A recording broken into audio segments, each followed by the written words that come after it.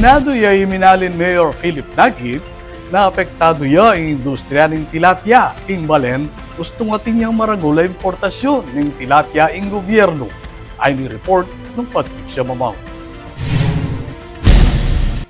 Aminado ya Mayor Philip Nagit na balaw siyang mamarap amon ng industriya ng tilapia king balen ning minalin uli ning mga ragula importasyon ning asan apapalub ning gobyerno. Ang pangking alkalde dapat pakikorkula ing ustong balansi king polisiya ning food security bang alino man garabyado reng lokalamanasan ang poreng Hortilano.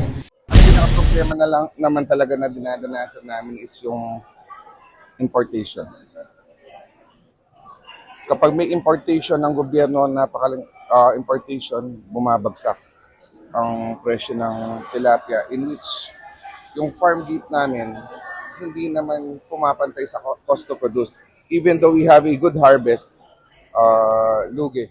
Metong niyang minalin kareng top producers ning tilapia king bansa amaka panatad 50 hanggang 60 tonelada ning asan aldoldo at mag-supply king Manila. That's why makakarating ito sa mga mga right authorities, no? Kung pwedeng sana mabalansin nila. I know gaano ka-importante yung food security para sa mga tao eh. Pero ang kawawa talaga, lagi ang farmers. Laging sila ang talo. Pepa siyag na iti ning alkalde, kayag naning 4th Minalin Tilapia Cooking Contest, apekya bayan dareng 15 barangay at 4 eskwela king balen.